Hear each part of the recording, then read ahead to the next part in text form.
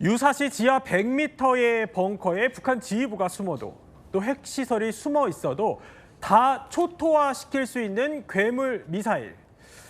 자, 한국판 벙커버스터 현무5의 실전 배치가 시작됐습니다. 실물이 처음 나오자 북한이 이렇게까지 신경질적인 반응을 보였던 바로 그 무기입니다. 탄두 중량이 8톤에 달하여 전술 핵무기급이나 다름없다는 황당한 궤변으로 분식된 현무 5 탄도미사일이라는 흉물도 등장시킨 것이다. 쓸모없이 몸집만 잔뜩 비대한 무기를 자랑이라고 꺼내들고 그 누구의 정권 종말을 운운할 수가 있었겠는가. 핵 보유국 앞에서 절망스러운 처사가 아닐 수 없으며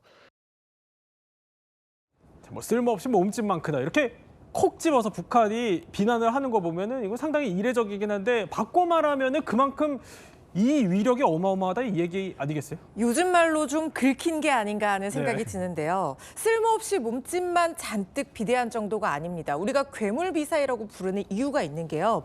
탄두 무게만 8톤인데 이게 세계에서 탄두 무게가 가장 무거운 고위력 고중량 재래식 미사일이거든요. 이게 뭘 의미하냐면 최대 100m 깊이의 지하 벙커까지도 파괴를 할 수가 있다는 거예요. 그러니까 북한의 어떤 지휘부가 은닉하는 시설을 아무리 밑에 깊이 땅굴을 파고 들어가서 숨는다 한들 혹은 지하 핵시설이 있다 한들 이 현무5가 여러 발 발사가 돼서 이 파괴에 들어간다고 하면 사실상 초토화시킬 수가 있다라는 겁니다. 우리 군이 북한이 남침하면 20, 30발의 현무5로 평양을 초토화한다는 계획을 세워서 이렇게 초고위력 탄도미사일 실전 배치를 한 것이고요. 이게 타격만 제대로 한다고 하면 소형 전술핵 무기급 위력을 갖고 있기 때문에 현무 미사일 시리즈의 이른바 끝판왕으로 불리는 고위력 미사일입니다. 근데 이 재원도 뭐 어마어마하지만 여기서 제일 주목할 만한 게 그 탄두 중량이 무려 이게 8톤이라는 거예요. 세계 최대 규모라는 건데 아니 8톤이면 이거 파괴력도 엄청나겠어요. 그러니까 8톤이면 정말 상상을 불허하는 거죠. 우리가 이제 군사력을 이제 대칭 전력하고 비대칭 전력으로 나누는데 대칭 전력은 이제 재래식 무기를 얘기하거든요. 재래식 무기 좀 전에 끝판왕이라고 했는데 정말 상상 불허의 끝판왕인 겁니다. 8톤이 무게의 그 탄두가 들어가서 타격을 한다고 생각해 보십시오. 지하 100m까지 뚫고 들어가는 어마어마한 위력인데 자 그러면은 북한의 주석궁도 있고 지금 여러 가지 김정은 위원장이 여기저기 뭐 피해 다니는 시설들이 있다고 하는데 사실 한미 우리 연합자산은 사실 그 다 들여다보고 있다고 봐야 되거든요.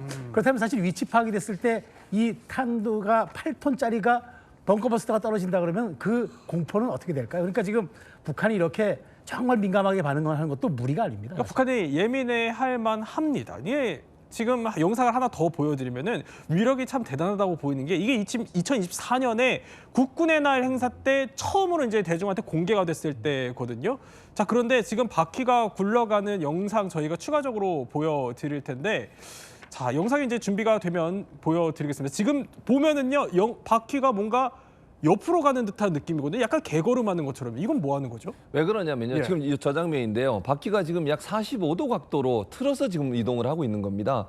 이게 방향 전환을 할 때 일반 트럭처럼 좌회전, 우회전이 팍팍 되는 게 아니에요. 18개의 바퀴가 움직이고 있고요. 그러다 보니까 움직일 때는 45도 각도로 틀어서 조금씩 각도를 바꿀 수밖에 없다. 근데 저게 유리한 게 뭐냐면 우리나라는 산악 지형이 많잖아요. 도로도 좁고 특히 이제 전방으로 갈수록 그런 경향이 많은데 그때 움직이기가 상당히 좋은 그런 전술을 갖고 있는 거예요. 그래서 개걸음처럼 움직이는 게 저게 좀 느리게 가나 이런 생각이 드실 수도 있는데 우리 지형에 맞게 개발한 것이고요. 저렇게 조금씩 돌면서 이동이 가능한 그리고 좁은 지역에도 들어가서 언제 발사가 가능한 그런 작전이라고 볼 수 있을 것 같고요. 저게 길이만 20m고요.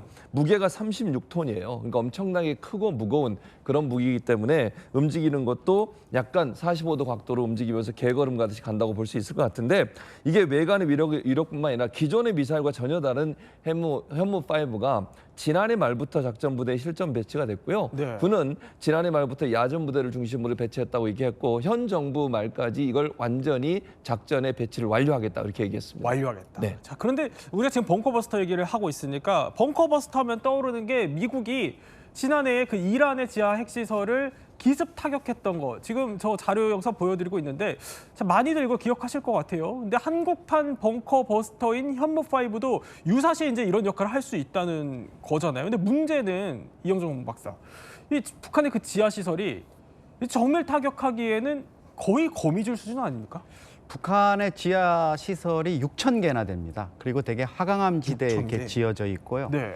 이게 거미줄처럼 촘촘히 이렇게 연결돼 있기 때문에 어디에 누가 있는지 사실 좀 알기 어려운 측면이 있죠. 그렇기 때문에 이란의 핵시설, 정확히 우리 뭐 미군 당국이 예. 파악하고 있던 그런 위치를 때리는 거하고는 좀 다른 게임이 될 수는 있는데요. 그렇지만 이제 한미 정보 당국이 김정은의 또 그 핵심 지휘부의 동향을 시시각각으로 파악을 하고 있기 때문에 만약에 이제 유사시에 결심만 이루어진다면 네. 현무5를 통한 타격 이런 부분들은 충분히 이루어질 수가 있습니다. 사실 평양에도 지하 시설이 워낙 많이 구축돼 있고 그래요? 뭐 당연히 김정은의 집무실이라든가 사저라든가 이런 것도 지하 시설이 있고 이것이 사실은 어떻게 보면 공항이라든가 또 네. 헬기를 탈 수 있는 곳이라든가 이게 지하로 딱 연결이 돼 있을 거란 말입니다. 벙커가. 네, 그런 지역을 아마 좀 타격할 수 있는 이런 정보력 이런 걸 갖추기 위해서 한미 정보 당국이 그동안에 많은 애를 써온 걸로 알고 있습니다. 그러니까 어떻게 보면 북핵의 은폐 또 그리고 생존을 결정지을 그 초대형 벙커 지하 300m 정도 깊이에 있고요. 이게 북한의 그 주석궁 아래로도 직접 연결이 되어 있다는 겁니다.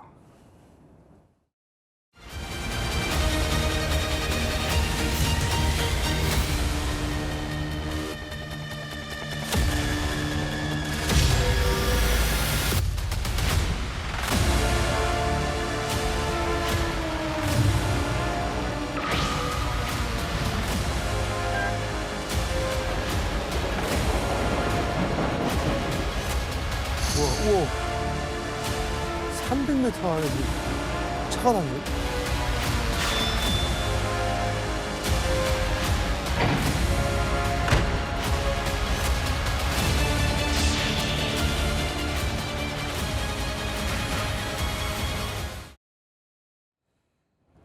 자, 이 정도라는 건데. 그런데 그 미국의 벙커버스터가 이란 핵시설을 공습했을 당시에요, 최 교수님. 네. 미국도 그러니까 주요 핵시설을 완전히 또 붕괴시키지 못했다 이렇게 인정하지 않았었나요? 그럼 그렇습니다. 현무5랑 비교해 보면 어떻습니까? 현무5가 훨씬 더 능력이 큽니다. 왜냐하면 미국에서 그때 뭐라고 얘기했냐면 미국 국방정보국에서 벙커버스터 공습이 핵시설 충분히 파괴하지 못했기 때문에 이란의 핵 개발을 좀 더 지연시키는 일이 있었다고 얘기했어요. 그게 무슨 말이냐면 실제 벙커버스터가 파괴한 지점을 가보니까 이란 핵시설이 그보다 10배 더 깊은 곳에 있었다는 거예요. 그러니까 깊이를 더 깊이 들어가야 되는 거잖아요. 근데 그걸 못 뚫어서 결국은 이란 핵시설이 파괴가 안 됐다고 주장을 하고 있거든요. 근데 이 현무5 같은 경우에는 미국의 벙커버스터랑 비교하면 좀 안심이 될 것 같습니다. 왜냐하면 우리나라 현무5 아까 우리 두 분도 얘기하시지만 탄두 중량만 해도요 8톤입니다. 그러니까요. 예. 벙커버스터가 2.4톤이거든요. 그러니까 3배 이상이 커요. 그만큼 파괴력이 크고요. 또 하나는 지하 갱도를 들어가는 그 깊이가요. 이게 어떻게 쏘냐면요. 위로 곡선으로 그러니까 직각으로 쭉 올라가서 밑으로 내려오거든요. 네. 근데 내려오는 속도가 마하 10이에요. 마하 10의 속도로 100m 이상 올라가서 내려오거든요.